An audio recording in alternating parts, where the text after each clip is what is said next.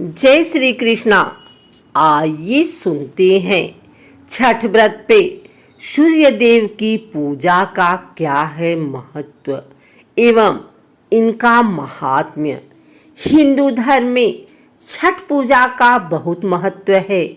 दीपावली के छठे दिन मनाया जाने वाला इस कार्तिक शुक्ल पक्ष की षष्ठी को मनाया जाता है।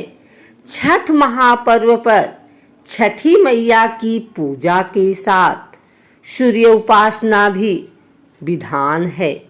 आमतौर पर तो लोग उगते हुए सूर्य को ही प्रणाम करते हैं, लेकिन छठ पूजा में डूबते सूर्य की भी आराधना होती है। कार्तिक मास की चतुर्थी से शुरू होकर सप्तमी तक मनाया जाने वाला छठ महापर्व 4 दिनों तक चलता है। आइए जानते हैं सूर्य को अर्घ्य क्यों दिया जाता है। सूर्य को अर्घ्य देने का क्या आशय है। छठ महापर्व पर सूर्य को अर्घ्य देने का अभिप्राय सूर्य देव को आभार व्यक्त करने की एक परंपरा है। हम ये कह सकते हैं कि जीवन और पृथ्वी का आधार सूर्य ही है। प्राचीन काल में ऋषि मुनि नित्य सूर्य को अर्घ्य अन्य पूजा की शुरुआत करते थे। सूर्य को जल अर्पित करने का अर्थ है कि हे सूर्य देवता, हम सच्चे हृदय से आपके आभारी हैं और यह भावना प्रेम से उत्पन्न हुई है। छठ पूजा में सूर्य को दूध से भी अर्घ्य देने की परंपरा है। इसका अर्थ है कि दूध पवित्रता का प्रतीक है। सूर्य को आभार व्यक्त करना ही छठ पूजा का उद्देश्य है। सूर्य जगत की आत्मा है। छठ का पावन पर्व इन्हीं जीवनदायी सूर्य को आभार प्रकट करने का महापर्व है, जिसमें हर कोई बिना किसी भेदभाव के सामूहिक रूप से उनकी आराधना करता है। ज्योतिष शास्त्रों में 9 ग्रहों में सूर्य को राजा का पद प्राप्त है। वेदों में भी अनेक स्थानों पर सूर्य देव की ऋचाएं प्राप्त है। पुराणों की बात करें तो सूर्य की उत्पत्ति, स्तुति, मंत्र आदि का वर्णन उसमें मिलता है। छठ पूजा में सूर्य के प्रति कृतज्ञता व्यक्त करते हुए सब्जियां, मिठाई, फल आदि इन्हें अर्पित किया जाता है।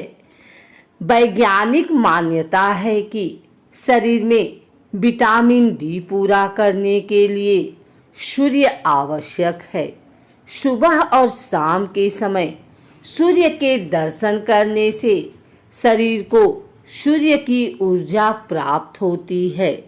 यह बुद्धि को कुशाग्र और सबल बनाता है। ग्रंथों के अनुसार भगवान ब्रह्मा की मानस पुत्री और सूर्य देव की बहन है छठी मैया। इस व्रत में छठी मैया का पूजन किया जाता है, इसलिए इसे छठ व्रत के नाम से भी जाना जाता है। प्रकृति की छठा अंश होने के कारण इन देवी माँ को एक प्रचलित नाम षष्ठी है, जिसे छठी मैया के नाम से जानते हैं। पुराणों के मुताबिक राजा प्रियवन ने पुत्र इच्छा से देवी षष्ठी का व्रत किया और उन्हें पुत्र रत्न की प्राप्ति हुई। यह पूजा कार्तिक शुक्ल षष्ठी को हुई थी।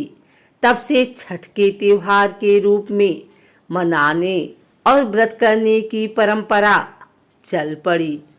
पौराणिक ग्रंथों के अनुसार भगवान ब्रह्मा की मानस पुत्री और सूर्य देव की बहन षष्ठी मैया प्रकृति की छठा अंश होने के कारण देवी माँ की एक प्रचलित नाम खष्टी है, जिसे छठी मैया के नाम से जानते हैं।